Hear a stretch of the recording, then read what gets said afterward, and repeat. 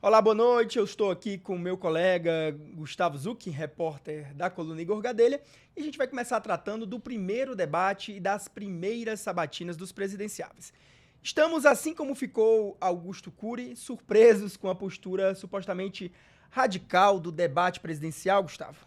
Bem, primeiro, boa noite a todo mundo que está acompanhando aqui o Panorama Metrópolis. Mais uma vez um prazer estar aqui fazendo esse programa, tratando sobre as eleições. Eu não diria surpreso, viu, Igor? Porque vários dos temas que a gente viu, tanto no debate quanto nas sabatinas ao longo da semana, são temas que já vêm aí de algumas décadas, vamos falar. Até mesmo bomba atômica, né? Bomba atômica que se popularizou, não, mas que a gente brincava ali quando a gente era mais jovem, vendo o Enéas Carneiro, É o Enéas, meu nome é Enéas, o verdade. candidato do Prona, que depois faleceu, o doutor Enéas, que já falava dessa questão da importância da bomba atômica para uma soberania, para a gente conseguir sentar à mesa com os países que também possuem esse armamento. É uma coisa que vem lá de trás, né? Não é uma coisa que surgiu agora, uma ideia 100% inédita ali do Renan Santos, que tratou disso ali na sua sabatina ao Jornal Nacional. Agora, acho que esses discursos mais duros, especialmente sobre segurança pública,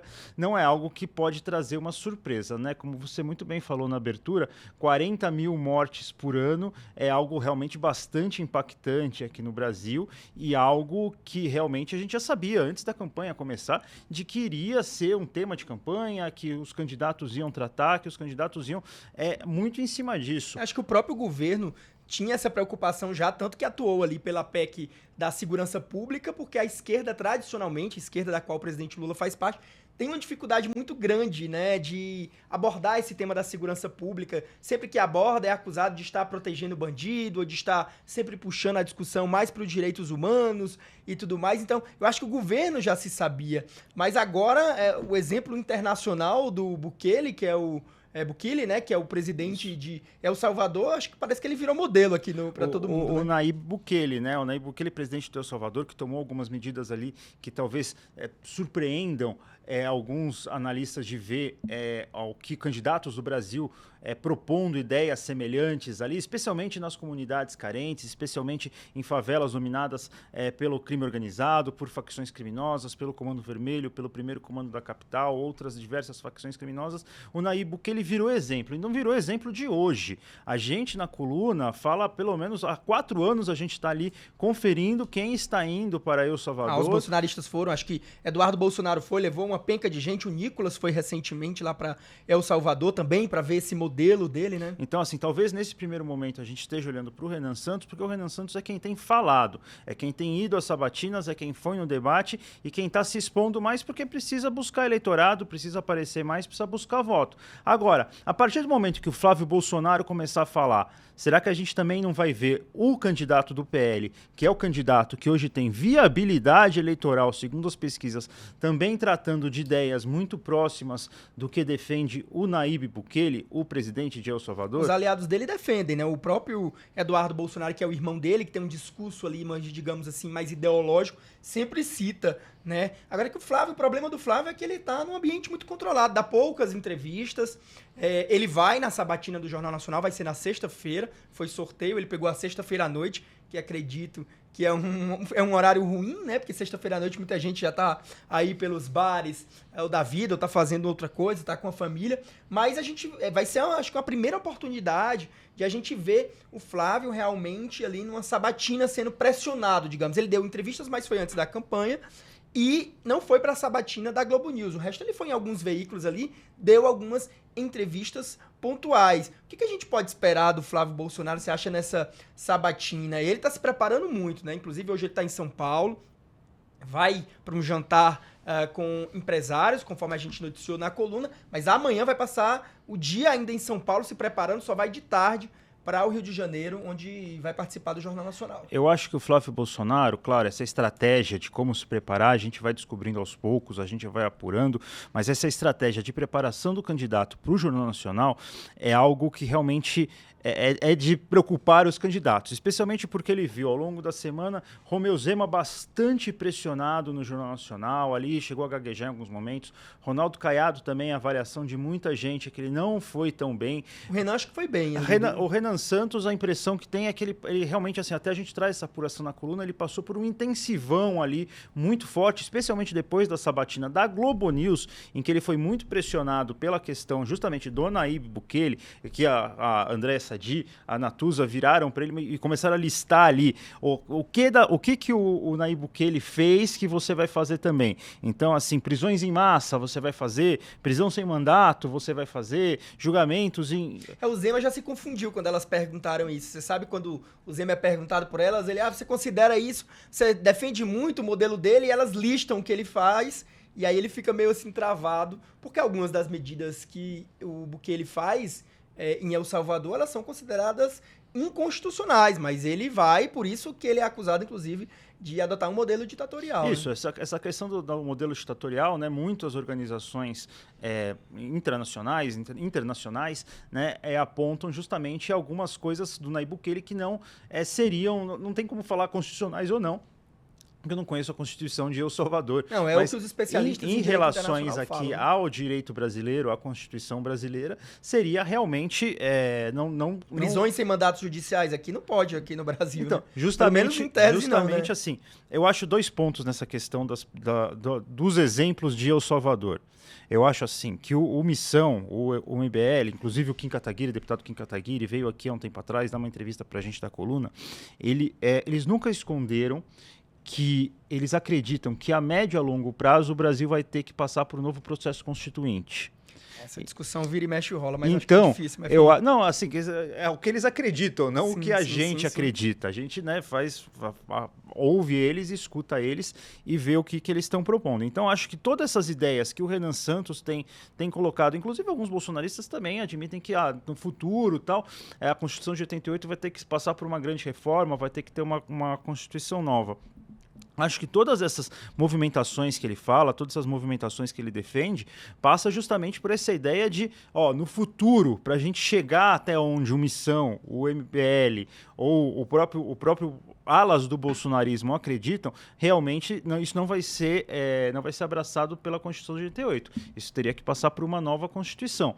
Claro, isso a longo prazo, mas grande parte das ideias que o Renan colocou anteontem, né, na sabatina do Jornal Nacional, acho que são coisas de longuíssimo prazo, né? Mesmo a bomba atômica, que foi uma ideia meio divertida não, mas assim, exótica.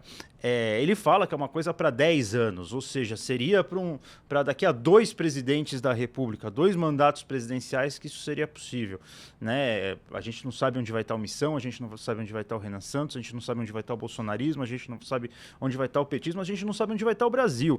Então, muitas dessas ideias são a longo prazo. Agora, essas questões de segurança pública eu acho que são mais urgentes, porque a população é isso, como você falou, 40 mil mortes por ano em 2025. É um tema que tem um forte apelo, né? Porque tá todo mundo, aqui mesmo no Distrito Federal, em Brasília, que sempre foi uma bolha em relação à segurança, a gente tem visto aí alguns episódios com moradores de rua, então isso tá muito pegando as grandes capitais, as pessoas sofrem isso em São Paulo, tem muito roubo de celular, o próprio governo viu isso. Agora eu te pergunto, o Renan me pareceu, no debate, antes ele dizia assim, eu não vou ser o Pablo Marçal do debate, mas ali no debate da Band e nas outras entrevistas que ele tem dado, ele tem tentado se destacar ali como uma espécie de metralhadora giratória. No debate, por exemplo, ele foi o que mais atacou ali Lula e Flávio Bolsonaro. Achei que o Caiado ficou ali mais atacando mais o Lula do que o Flávio Bolsonaro. Você acha que o Renan está tentando usar essa estratégia de se destacar como esse jeito, não agressivo, mas esse jeito aí mais radical, digamos? Olha, eu acho, especialmente falando do debate, o Renan Santos utilizou uma série de expedientes que também, se a discussão da bomba atômica não é nova, esses expedientes também não são novos. Muitos desses expedientes... mas chamam a atenção, né? Quando se fala, né? Mesmo sendo novos. Mas assim, são coisas que, por exemplo, você vê que o Donald Trump usou na campanha presidencial dele. E assim, em termos de debate, eu acho que o Renan Santos teve alguns momentos interessantes para ele se destacar. Alguns momentos que à primeira vista podem parecer assim, alguma coisa meio kamikaze, alguma coisa... sem explicação, mas depois quando você começa a analisar, começa a pesquisar um pouquinho o que significa cada um daqueles momentos, você percebe que foram pequenas vitórias em relação aos outros dois candidatos que estavam lá, o Ronaldo Caiado e o Augusto Cury. Eu vou citar rapidamente aqui, por exemplo, a fala dele sobre a Janja, que acabou sendo acusado de misoginia. Claro, ninguém defende a misoginia. Mas ela foi lá e retrucou, e aí ele vem pro debate. Mas ele trouxe a Janja pro debate, ele trouxe a primeira-dama. Mas talvez já esperando uma repercussão dela, porque aí coloca ele em evidência, coloca ele em embate com quem tá liderando. Ela não é candidata, mas a esposa do líder das pesquisas. É hoje talvez a pessoa mais próxima do Lula. É a pessoa que mais influencia o presidente da República. Até então, o Lula e a própria Janja só haviam se referido diretamente ao segundo colocado nas pesquisas, Flávio Bolsonaro. Depois da fala do Renan Santos no debate, a Janja vai publicamente, ela vai ao público, emite uma nota e se coloca ali em um patamar de discussão com o Renan Santos, coisa que ela não fez com o Ronaldo Caiado, coisa que ela não fez com o Augusto Cury, coisa que ela não fez com o Romeu Zema. Então você pode falar assim, podemos falar, foi grosseiro, podemos falar, foi inapropriado, podemos falar um monte de coisa. Mas ele conseguiu, a estratégia deu Mas certo. A estratégia deu certo. Ela mordeu a isca, digamos assim, né? Outro ponto muito interessante do debate do Renan Santos, eu acho que foi a parte que ele coloca que ele não quer o voto do eleitor do Lula.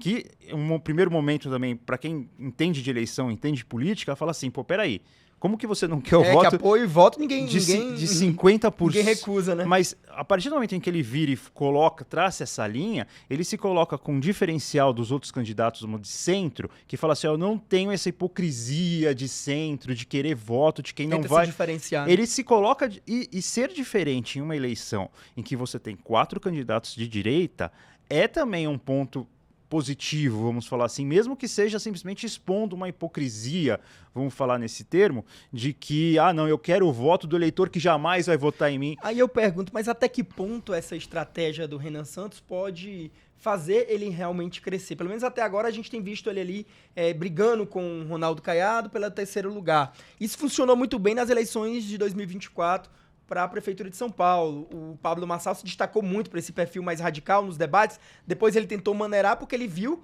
que ele tinha um teto nesse estilo muito radical que não ia fazer ele ganhar. E depois ele tentou se mostrar ali um cara mais propositivo. Então, até que ponto essa estratégia do Renan você acha que pode dar certo ou não? Assim, como a gente já falou aqui outras vezes, me parece que essa estratégia do Renan Santos não é mirando as eleições 2026, mas mirando as eleições 2028, 2030, 2034, etc.